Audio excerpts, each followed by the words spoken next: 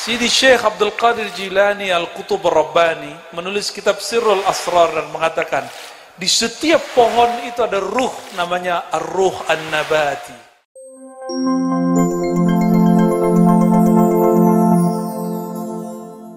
Rasuluh.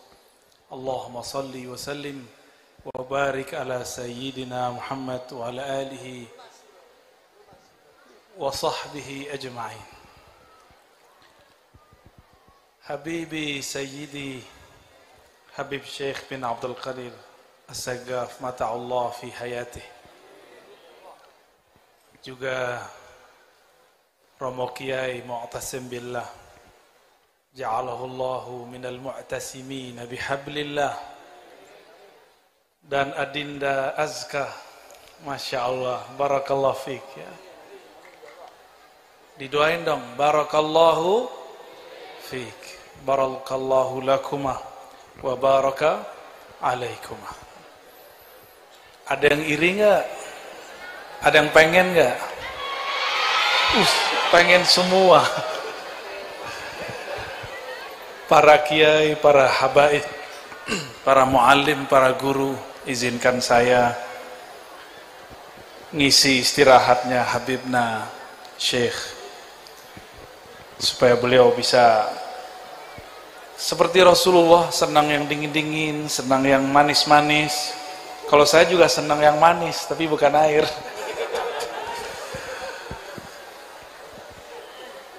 Sama Pak Kiai? Sama, Pak Kiai juga sama. Puji syukur kepada Allah, negeri kita tanah Jawi, kata orang Arab dulu,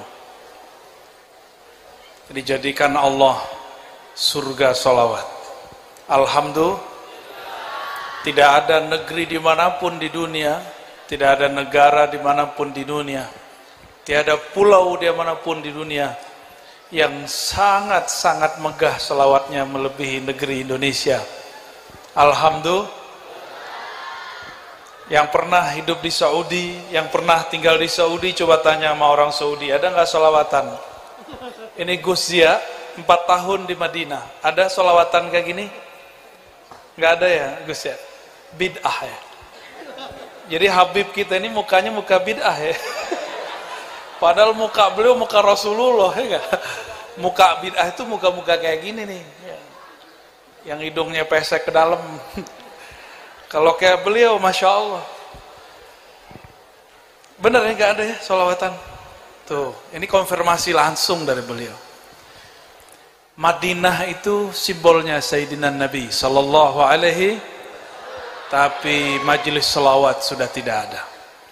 Majelis selawatnya dipindahkan ke sini. Alhamdulillah, itu yang kita sebut, kita Madinahkan Indonesia. Maka kita bersyukur gerakan selawat Habibna Syekh. Semoga negeri ini dihijaukan dengan selawat. Apa hijau itu NU ya Habib ya? Tadi lagunya saya nggak ngerti bahasa Jawanya tuh. NU apa usoli, terus subuhnya kunut, azan 2 kali, zikiran, habis sholat, udah itu dong. Zikiran bareng-bareng, wah itu wong NU itu. Masya Allah, berarti saya NU dong. NW, ada lagi NW, NU-nya 2, itu di Lombok. Sama persis ya. Kami kalau di Sumatera dulu ada namanya tarbiyah Islamiyah, cuma perkembangannya nggak seperti Ma'arif atau pesantren-pesantren di Jawa. Di Jawa orang sholawatan NU, di sana kalau nggak tamatan pesantren nggak disebut tarbiyah Islamiyah, makanya perkembangannya terhambat. Maka bersyukur jadi Nahdiyin, nggak mesti nyantri, yang penting yasinan. Nggak mesti nyantri, yang penting sholawatan. Nggak mesti berjenggot kayak Habib Syekh ya. Kalau saya ada jenggotnya. Ini jenggot mantan ini ya. Ada yang loading. Kalau Kiai NU itu jenggotnya udah pindah ke kitab. Kitabnya berjenggot, bener? Bener para Kiai. Jenggotnya udah nggak ada tuh, coba lihat. Bisa dihitung. Nggak ada jenggotnya. Jenggotnya diambil semua, diambil sama Habib Syekh.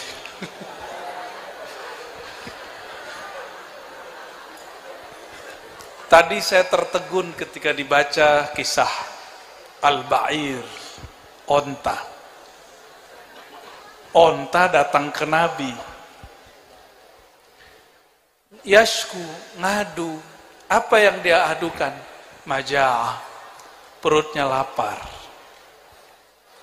Lalu minta syafaat kepada Rasulullah SAW. Dengan bahasa onta, dia mengatakan, Isfa'ni ya sayyidi ya maulai. Wahai tuanku, wahai Rasulullah, beri aku syafaat. Akhirnya Nabi itu sidang sahabat di kampung itu. Siapa yang punya ini onta? Onta ini dapat kerja lebih banyak, beban lebih berat, tapi makannya nggak cukup. Di sidang itu langsung. Tapi onta sayang sekali, yang diadukan ke Nabi cuma urusan perut. Karena onta tidak punya akal. Ada lagi yang unik. Nabi biasa bersandar di suatu tiang. Tiang ini kemudian ditinggalkan Sayyidina Nabi SAW. Lalu beliau duduk di atas mimbar. Mimbar itu dulu bukan podium, bedakan mimbar tempat duduk yang sedikit lebih tinggi daripada jamaah. Duduk di atasnya, terdengarlah Hanna Hanina. Itu kayu, itu tiang menangis tersendu-sendu.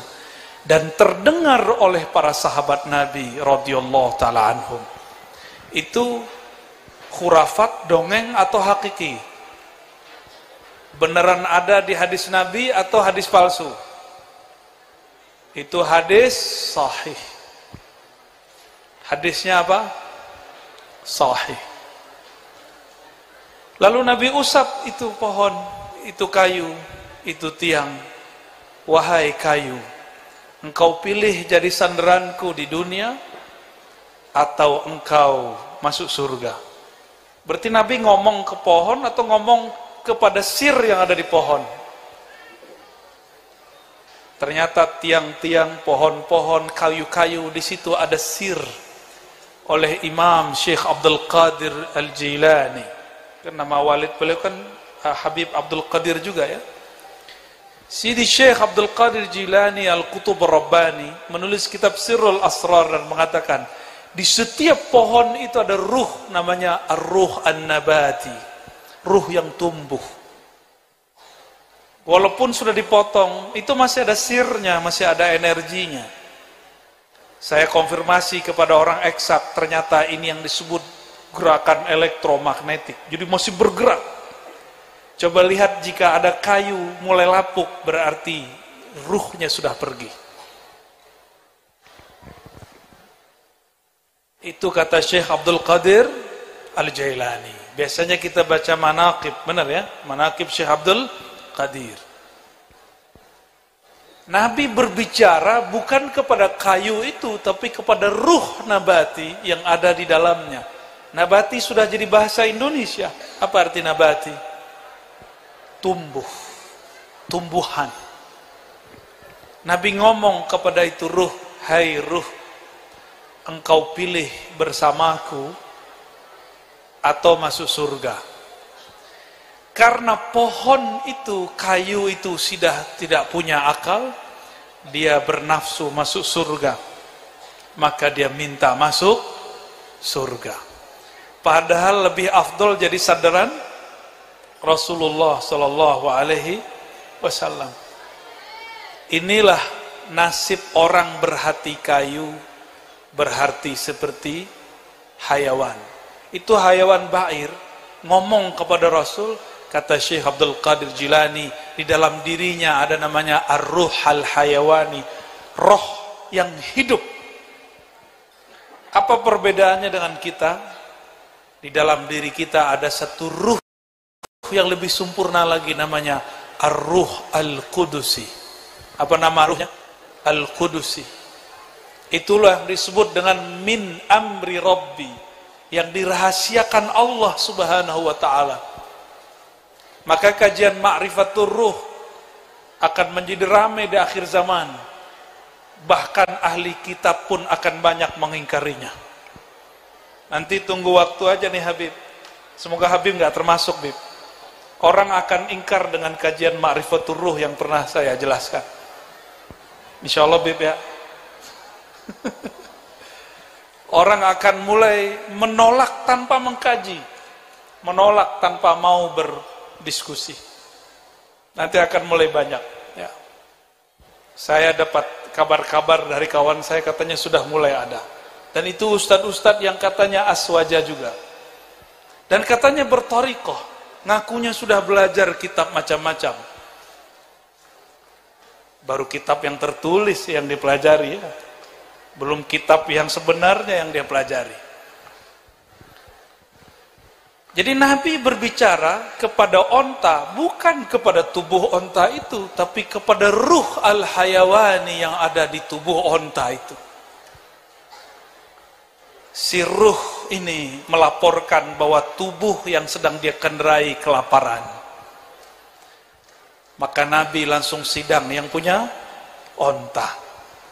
Maka kalau punya kendaraan jangan disiksa-siksa amat, harus diservis, harus dimandiin, ya. Punya motor 7 bulan gak dimandi-mandiin, setahun gak diganti oli, itu sama tuh. Nabi berbicara kepada ruh yang ada di dalamnya. Dan ruhnya onta hanya minta syafaat makan.